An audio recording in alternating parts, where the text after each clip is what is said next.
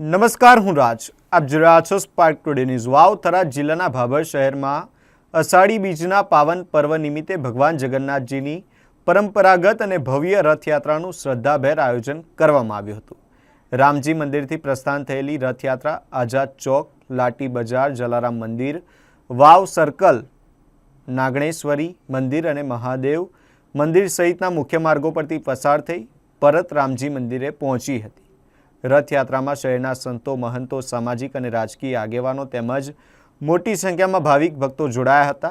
મહિલાઓ, યુવાનો અને બાળકોએ રાસ ગરબા તથા ભજન કીર્તન સાથે ભગવાન જગન્નાથના ગુણગાન ગાતા સમગ્ર વાતાવરણને ભક્તિમય બનાવી દીધું હતું. શહેરના વિવિધ સમાજના આગેવાનોએ એકતા અને સૌહાર્દના પ્રતીક રૂપે ભગવાનના રથને ખેંચી નગર પરિક્રમા કરાવી હતી. સમગ્ર યાત્રા દરમિયાન જય જગન્નાથના ગગનભેદી નાદથી ભાભર શહેર ગુંજી ઉઠ્યું હતું.